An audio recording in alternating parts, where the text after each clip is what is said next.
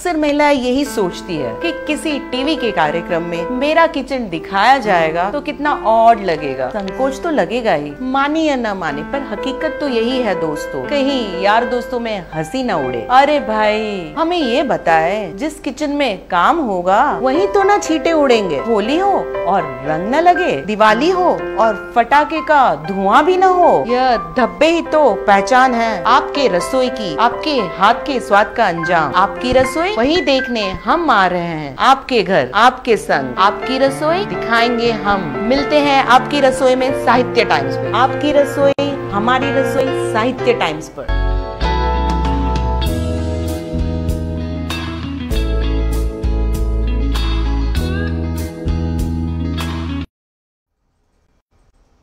स्वागत है आप सभी का साहित्य टाइम्स में। मैं तन्नू यादव आपको ले चलती हूँ आप सबकी अपनी रसोई, जहाँ हम आपके लिए लाते हैं बहुत ही मज़ेदार, लाजवाब और जायकेदार खाने की नई नई रेसिपियाँ। आज हम बात करने जा रहे हैं छोले भटूरे के बारे में, जिसका जिक्र सुनते ही मुंह में मानो पानी सा आ जाता है। शादी हो या पार्टी हो, हम अक्सर ही छोले भटूरे खाते हैं और खाने का जिक्र भी करते हैं। तो आज हम बता रहे हैं कि अपने घर में इस विधि को कैसे बनाएं, और खासकर कितनी महिलाएं होती हैं कि छोले भटूरे बनाने के सामने में भटूरे कितने फूलते हैं, नहीं फूलते हैं। तो हम आपको वही विधि बताने जा रहे हैं कि ऐसा क्या करें जिससे आपके गर्मा गर्म और फूले फूले हो। तो आइए चलिए हम इस विधि को देखते हैं।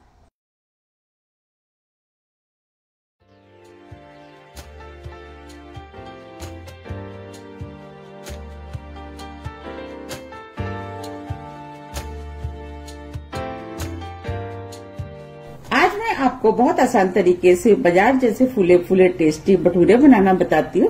कैसे बनाए जाते हैं, ये खाने में बहुत ज्यादा टेस्टी लगते हैं। चलिए बनाना शुरू करते हैं। भटूरे बनाने के लिए ये मैंने 2.5 कप मैदा लिए, ग्राम में नापे तो ये 400 ग्राम है। आधा कप महीन वाली सूजी, ग्राम में ये 50 ग्राम है। ऑयल, 2 टीस्पून दही, आधी टीस्पून नमक। नमक आप अपने टेस्ट के अनुसार थोड़ी से कम या ज्यादा भी कर सकते हैं। आधी टीस्पून बेकिंग पाउडर। आप बेकिंग पाउडर की जगह 1/4 टीस्पून बेकिंग सोडा भी डाल सकते हैं, जिसे खाने वाले सोडा भी बोलते हैं। चलिए बनाना शुरू करते हैं। ये मैंने मिक्सिंग बाउल लिया है। अब मैं इसमें मैदा डाल देती हूँ।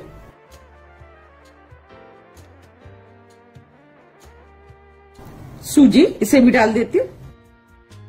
दही ऑप्शनल है, अगर आप चाहें तो बिना दही के भी बना सकते हैं। नमक आप अपने टेस्ट के अनुसार थोड़ा सा कम या ज्यादा भी कर सकते हैं। Baking powder, 2 teaspoon oil. आप ऑयल की जगह घी का भी इस्तेमाल कर सकते हैं। अब मैं सभी चीजों को अच्छे से मिक्स कर लेती हूँ। मैंने सभी चीजों को अच्छे से मिक्स कर लिया है। ये मैंने 1 कप पानी लिया है, ये नॉर्मल टेम्परेचर पर। इसमें थोड़ा थोड़ा पानी डाल करके डो बनाऊंगी। पानी आप थोड़ा थोड़ा करके ही डालें, जिससे कि ज्यादा ना हो जाए। अब मैं इसमें पानी और डाल देती हूँ। हमें भटूरों का डो बिल्कुल सॉफ्ट बनाना है। अब ये पानी बचा है, इसे भी डाल देती हूँ।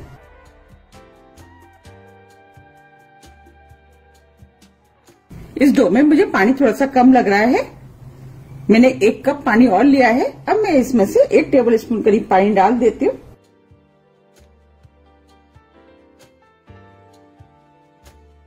हमें भटूरों का डो मसल के बनाना है।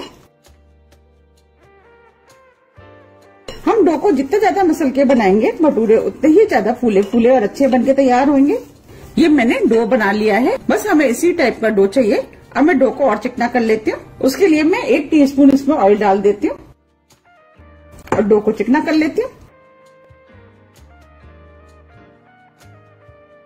हमें इस तरीके से मसलते हुए डो को चिकना करना है। अब ये डो चिकना हो गया है। देखिए, हमें बस इसी टाइप का डो चाहिए। अब मैं इस डो को 2 घंटे के लिए सेट होने के लिए रख देती हूँ और ढक देती हूँ। 2 घंटे के बाद आपको मैं बना के दिखाऊंगी। 2 घंटे हो गए हैं, मैं डो को चेक कर लेती हूँ। अब ये डो सेट हो गया है।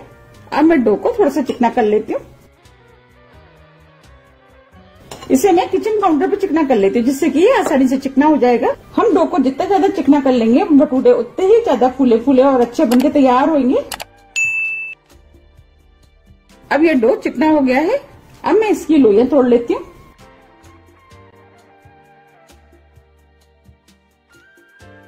हमें इस तरीके से लोइयों को तोड़ना है। लोइयां आप अपने हिसाब से तोड़ लेंगे, भटूरे का साइज आपको क्या रखना है उस हिसाब से आप लोइयों को तोड़ लें। ये मैंने मीडियम नींबू के बराबर की लोई तोड़ी है, क्योंकि मैं मीडियम साइज के भटूरे बनाऊंगी।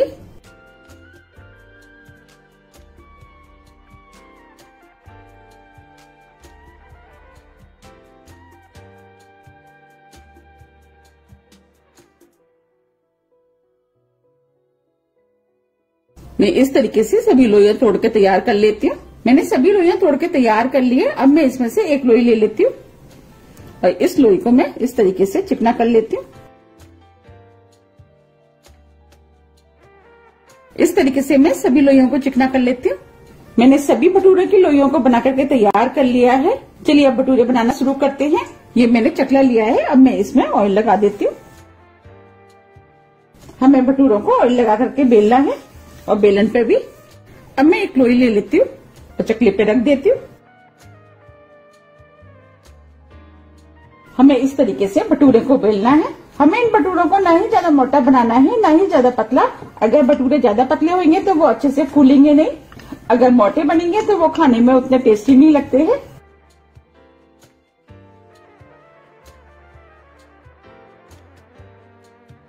मैंने कढ़ाई में ऑयल गर्म करने के लिए रख दिया है। आप चाहे तो भटूरों को लंबा भी बेल सकते हैं। मैं इन भटूरों को गोल बेलूंगी। आप चाहे तो इस तरीके से चकले को घुमा करके भी बेल सकते हैं। मैंने भटूरे को बेल लिया है। अब मैं आपको पास से भी दिखा देती हूँ। देखिए हमें इतना पतला भटूरे को बेलना है। अब ये ऑयल गर्म हो गया है। हमें भटूरों को तलने के लिए तेज गर्म ऑयल चाहिए। अब मैं भटूरे को इसके अंदर डाल देती हूँ। इस तरीके से हल्के हाथों से दबाते हुए मैं सेक लेती हूँ और ऑयल को इसके ऊपर डाल देती हूँ, जिससे कि भटूरा फूल जाए।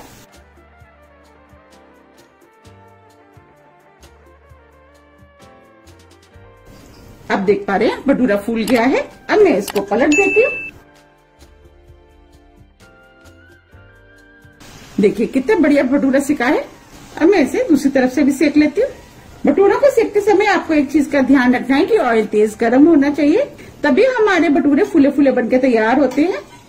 अब मैं भटूरे को निकाल लेती हूँ। आप देख पा रहे कितना बढ़िया भटूरा सिका है।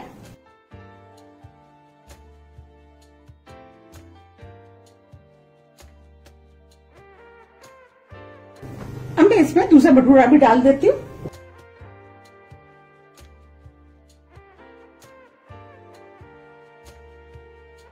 इस भटूरे को भी मैं उसी तरीके से सेकूंगी जैसे मैंने पहले सेका था। और भटूरे के ऊपर इस तरीके से ऑयल डालना है, जिससे कि भटूरा फूल जाए। देखिए ये भटूरा भी फूल गया है। अब मैं इसको पलट देती हूँ। देखिए कितने बढ़िया फूले फूले भटूरे बनके तैयार हो रहे हैं। अब मैं इस भटूरे को निकाल लेती हूँ।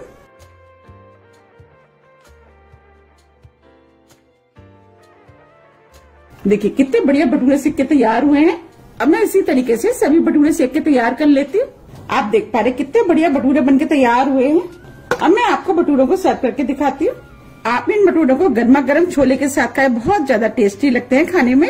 आप इन भटूरों को बनाइए, आपको ये भटूरे बहुत ज्यादा पसंद आएंगे। अभी आप देख रहे थे भटूरे की रेसिपी। उम्मीद है आपको ये रेसिपी जरूर पसंद आया होगा। हम आपके बीच में और एक रेसिपी लेकर आए हैं, महाराष्ट्र की प्रसिद्ध दड़पे पोहे, जो बहुत ही मज़ेदार होते हैं। तो चलिए आइए इस विधि को हम देखें और घर में बनाते हैं।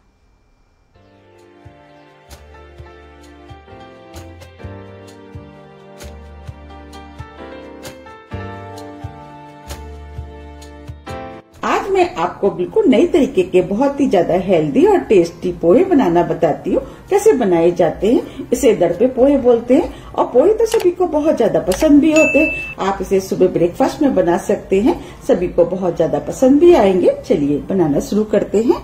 दरपे पोहे बनाने के लिए ये मैंने 2 कप पोहे लिए हैं। ये पोहे ना ही ज्यादा मोटे हैं ना ही ज्यादा पतले, हमें इसी टाइप के पोहे चाहिए। अगर आपके पास जो भी पोहे है तो आप उससे भी बना सकते हैं। चलिए बनाना शुरू करते हैं। सबसे पहले हम पोहे को धो लेते हैं। इसके लिए मैंने एक बाउल लिया है, इसके ऊपर एक छलनी रख दी है। अब पोहे को इसके अंदर मैं डाल देती हूँ और इसके ऊपर मैं पानी डाल देती हूँ, जिससे कि पोहे अच्छे से धुल जाएंगे।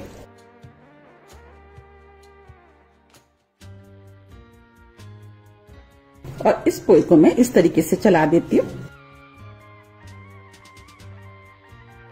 अब मैं इस पोहे को थोड़ा सा पानी डाल करके और धो लेती हूँ।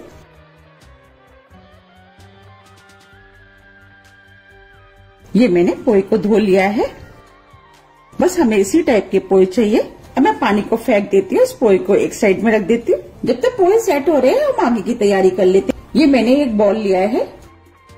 ये मैंने एक बड़े साइज की प्याज ली है, जिसे छोटे पीस में काट लिया है, वो मैं इसके अंदर डाल देती हूँ। ये मैंने एक छोटे साइज का टमाटर लिया, जिसे छोटे पीस में काट लिया है, वो भी डाल देती हूँ। अब मैं इसके अंदर एक नींबू का रस डाल देती हूँ।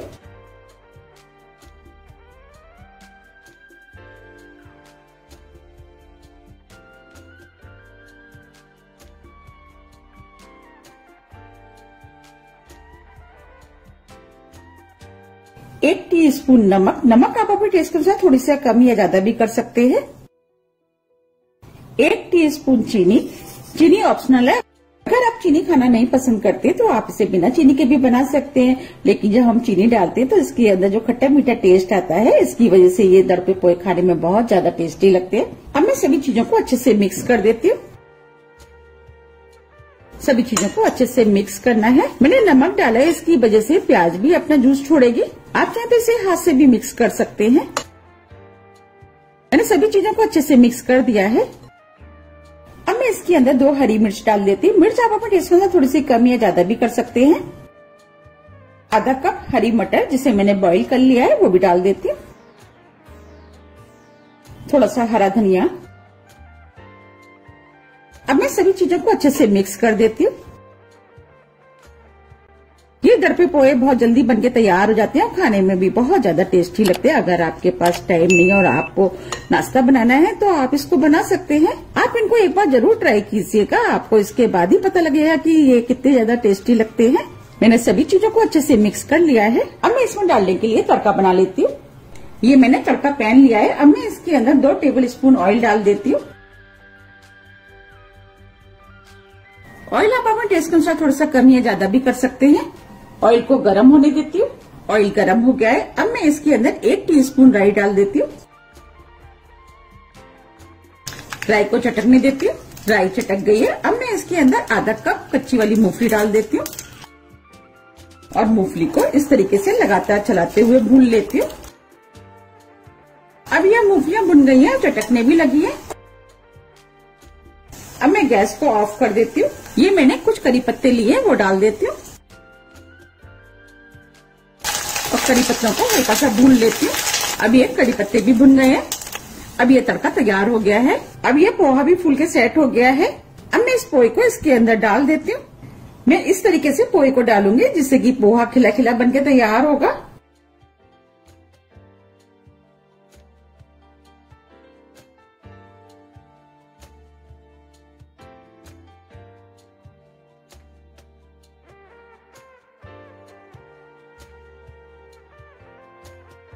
ये मैंने तड़का बनाया था, वो भी मैं इसके अंदर डाल देती हूँ।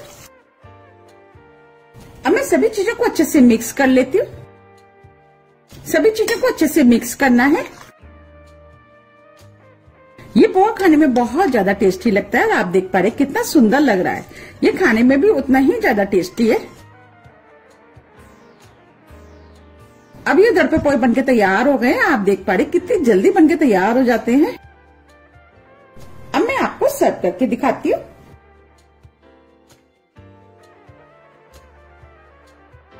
टेस्टी लगते हैं। इससे इसका टेस्ट भी बढ़ जाएगा और देखने में भी सुंदर लगेंगे।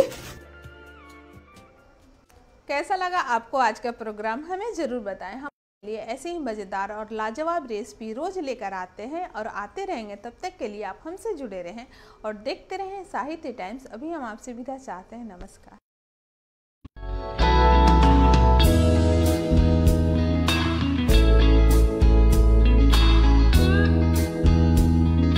अक्सर महिलाएं यही सोचती है कि किसी टीवी के कार्यक्रम में मेरा किचन दिखाया जाएगा तो कितना ऑड लगेगा, संकोच तो लगेगा ही, माने या न माने, पर हकीकत तो यही है दोस्तों। कहीं यार दोस्तों में हंसी न उड़े। अरे भाई, हमें ये बताए, जिस किचन में काम होगा वहीं तो ना छींटे उड़ेंगे। होली हो और रंग न लगे, दिवाली हो और फटाके का धुआं भी न हो। यह धब्बे ही तो पहचान है आपके रसोई की, आपके हाथ के स्वाद का अंजाम। आपकी रसोई वही देखने हम आ रहे हैं।